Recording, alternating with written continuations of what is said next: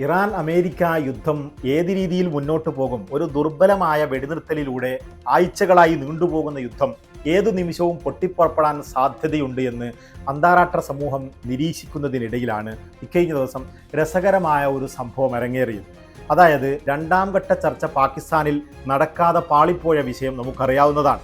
എന്നാൽ Abbas Araghchi ഒരു വിദേശ പര്യടനത്തിൻ്റെ ഭാഗമായി ഒമാനിലേക്കും റഷ്യയിലേക്കും അതുപോലെ ആദ്യം പാകിസ്ഥാനിലേക്കും സന്ദർശനം നടത്തുന്നു എന്ന് പറഞ്ഞുകൊണ്ട് പാകിസ്ഥാനിൽ വെള്ളിയാഴ്ച വൈകുന്നേരം വന്നിറങ്ങുകയായിരുന്നു. എന്നാൽ ഞങ്ങളുമായി സംസാരിക്കാനാണ് അബ്ബാസ് അറാക്ചി എത്തിയത് എന്ന് പറഞ്ഞുകൊണ്ട് കുഷ്നറെയും അതുപോലെ സ്റ്റീവ് വിറ്റ്കോഫിനെയും അമേരിക്കൻ പ്രസിഡന്റ് ഡൊണാൾഡ് ട്രംപ് പാകിസ്ഥാനിലേക്ക് പറഞ്ഞുവിടുകയും അവർ പാകിസ്ഥാനിൽ എത്തുന്നതിന് മുമ്പ് ശനിയാഴ്ച വൈകുന്നേരം അബ്ബാസ് അറാക്ചി പാകിസ്ഥാൻ വിടുകയും ചെയ്തു എന്നുള്ളതാണ്.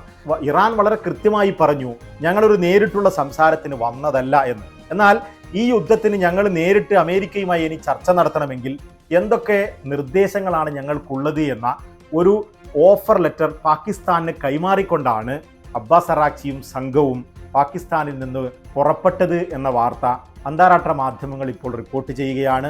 ഇറാന്റെ പാർലമെന്റ് സ്പീക്കർ ഈ ഒരു സംഘത്തിൽ ഉണ്ടായിരുന്നില്ല. അതുപോലെ തന്നെ അമേരിക്ക പറഞ്ഞയക്കുന്ന സംഘത്തിൽ JD വാൻസും ഇല്ല എന്നുള്ളത് എടുത്തു കാണേണ്ടതാണ്. പിന്നെ എന്തിനാണ് ഞങ്ങളെ കാത്തവർ അവിടെ നിൽക്കുകയാണെന്നൊക്കെ പറഞ്ഞുകൊണ്ട് അബ്ബാസ് അറാക്ചിയെ ലക്ഷ്യമിട്ടുകൊണ്ട് ഈ സംഘം പാകിസ്ഥാനിലേക്ക് പുറപ്പെടുന്നത് എന്ന കാര്യത്തിൽ ഒരു വ്യക്തതയുമില്ല. വരും ദിവസങ്ങളിൽ ഈ യുദ്ധം ഏതെങ്കിലും രീതിയിൽ ചർച്ചയിലേക്ക് നീങ്ങി ഒരു പൂർണ്ണമായ പരിഹാരത്തിൽ എത്തുമോ എന്നുള്ളത് നോക്കി തന്നെ കാണണം. തൽക്കാലം വിടാം, നമുക്ക് വീണ്ടും കാണാം.